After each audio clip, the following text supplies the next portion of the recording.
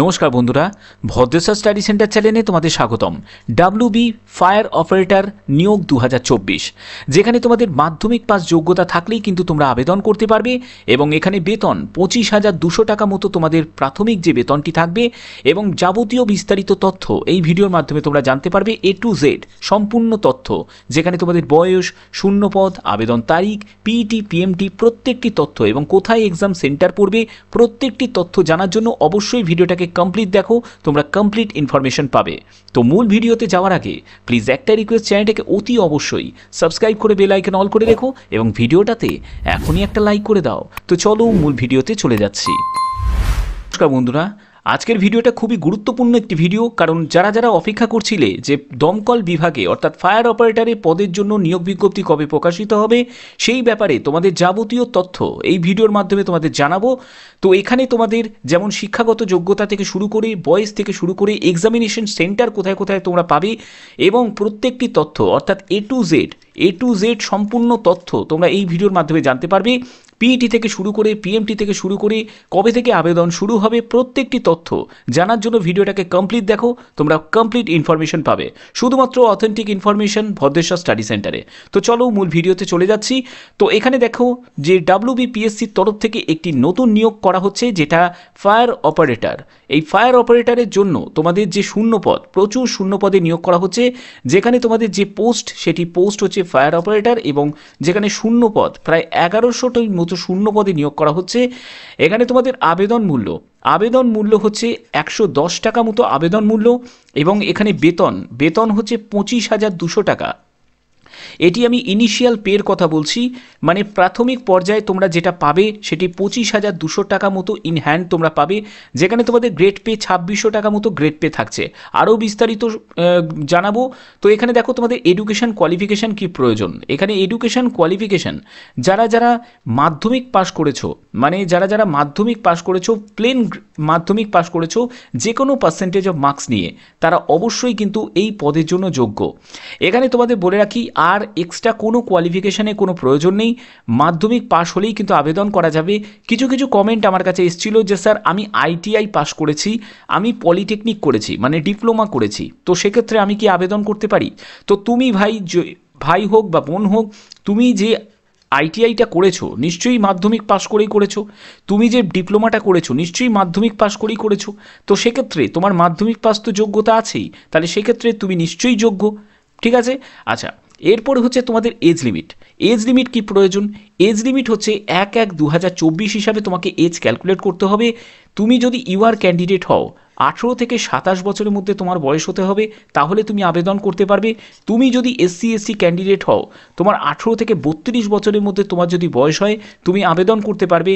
তুমি যদি OBC candidate হও, তোমার 18 থেকে 30 বছরের মধ্যে তোমার যদি বয়স হয়, তুমি আবেদন করতে পারবে।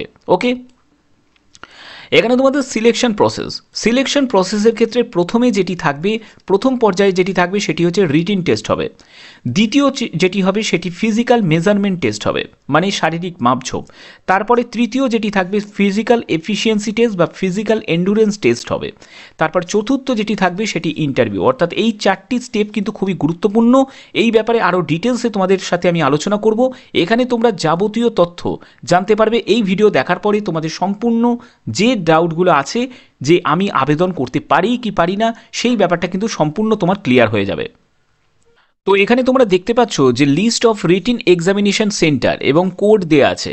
তো এখানে দেখো কলকাতা থেকে শুরু করে কলকাতা নর্থ, কলকাতা সাউথ, বারুইপুর, ডায়মন্ড হারবার, তোমরা তোমাদের জেলা অনুযায়ী এখানে কিন্তু বিভিন্ন জায়গায় কিন্তু তোমরা পেয়ে যাচ্ছ, বিভিন্ন স্থানে এখানে প্রায় 27টি মতো এক্সামিনেশন সেন্টার পেয়ে যাচ্ছ। তোমরা তোমাদের নিয়ারেস্ট লোকেশন অনুযায়ী তোমরা কিন্তু এক্সাম দিতে পারবে।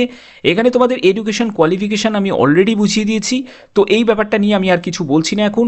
তো এখানে পরবর্তী যেটি আছে সেটি হচ্ছে ফিজিক্যাল মেজারমেন্ট টেস্ট অর্থাৎ পিএমটির জন্য তোমাদের কি লাগবে, যে যারা যেসব ক্যান্ডিডেট আছে অল ক্যাটাগরিজ কিন্তু গোর্খাস, গাড়ওয়ালিজ, রাজবংশী এবং হিল ট্রাইবস বাদ দিয়ে সেই সব ক্যান্ডিডেটদের কিন্তু 5 ফুট 6 ইঞ্চি, ঠিক আছে, 5 ফুট 6 ইঞ্চি উচ্চতা, বা এটা যদি সেন্টিমিটারে বলে 167.6 সেন্টিমিটার কিন্তু উচ্চতা থাকতে হবে।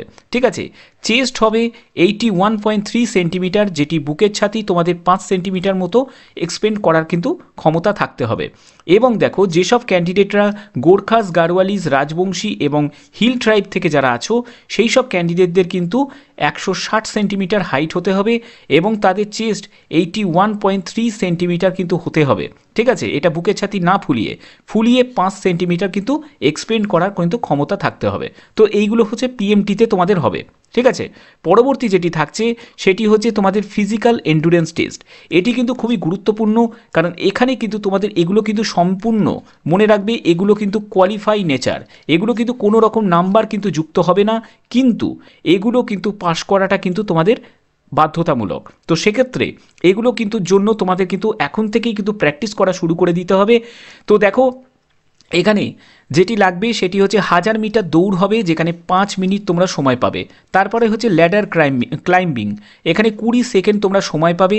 তারপরে হচ্ছে লিফটিং, ক্যারিং স্যান্ডব্যাগ, ঠিক আছে, বালির বস্তা নিয়ে দৌড় আছে, সেটি 63.5 কেজিস কন্টিনিউয়াসলি মিনিমাম 50 মিটার মতো কিন্তু তোমাদের হাঁটতে হবে।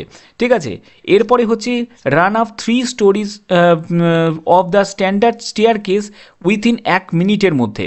তারপরে হচ্ছে রোপ ক্লাইম্বিং থাকবে, যেখানে এক হাতে তোমাদের রোপ ক্লাইম্ব করতে হবে, যেখানে তোমরা 60 সেকেন্ড কিন্তু সময় পাবে। এরপরে তোমাদের হাই জাম্প হবে 1.22 মিটার্স এবং তার বেশি মতো কিন্তু তোমাদের হাই জাম্প কিন্তু থাকবে। অর্থাৎ এই যোগ্যতাগুলো কিন্তু তোমাদের কিন্তু অ্যাচিভ করতে গেলে অবশ্যই কিন্তু এখন থেকেই কিন্তু মাঠেতে তোমাদের রীতিমতো নিয়মিত প্র্যাকটিস কিন্তু করতে হবে। ঠিক আছে, আচ্ছা,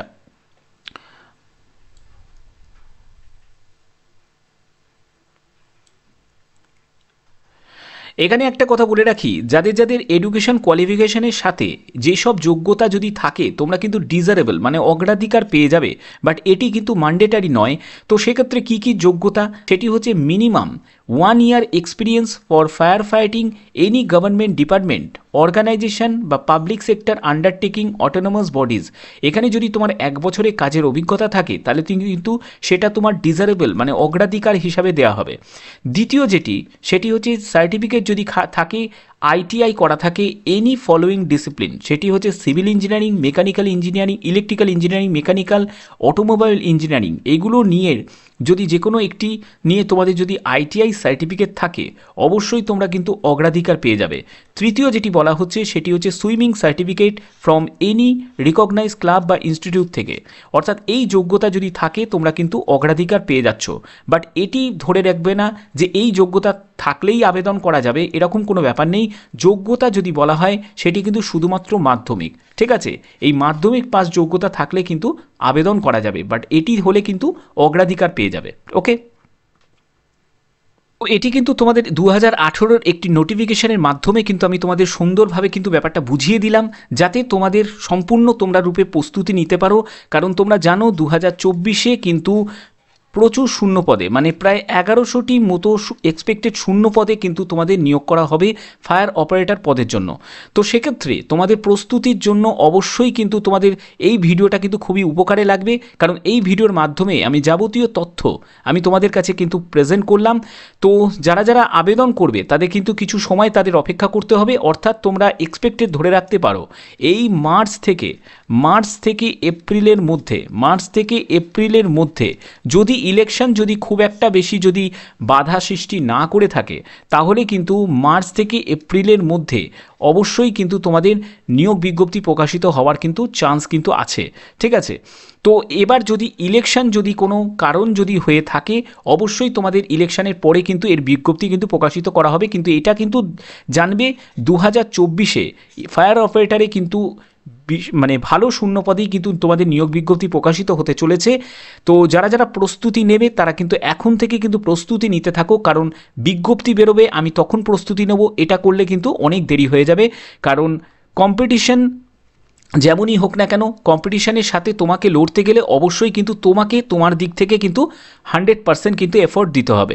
তো সেক্ষেত্রে আমি বলবো যারা যারা প্রস্তুতি নেবে তারা অবশ্যই কিন্তু আমাকে কমেন্ট করবে। যদি তোমরা সিলেবাস রিলেটেড যদি তোমাদের কোনো প্রশ্ন থাকে যে স্যার সিলেবাস রিলেটেড আপনি একটা আলাদা করে ভিডিও করুন এবং কোন কোন সাবজেক্টের ওপর বেশি করে ফোকাস করে পড়াশোনা করা যায় যেখানে অন্তত আমরা রিটেনটাকে ক্লিয়ার করে নিতে পারি, তো সেই রিলেটেড যদি তোমরা ভিডিও চাও অবশ্যই তোমরা কমেন্ট করবে।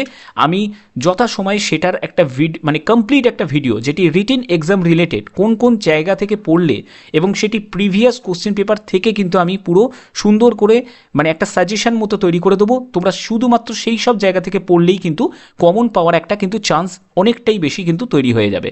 ঠিক আছে, তো আশা করি তোমাদের ভিডিওটা ভালো লেগেছে। যদি ভিডিওটা ভালো লেগে থাকে অতি অবশ্যই ভিডিওটাতে লাইক করে চ্যানেলটাকে সাবস্ক্রাইব করে বেল আইকন অল করে রাখবে, কারণ আমার চ্যানেলের মাধ্যমে আমার সবসময় প্রয়াস থাকে তোমাদের যাতে সব ধরনের ডাউট ক্লিয়ার করে সুন্দর অথেন্টিক নিউজ তোমাদের প্রোভাইড করা যায়, সেটাই আমার চ্যানেলের প্রচেষ্টা। তো এখনের মতো এটুকুই, টাটা।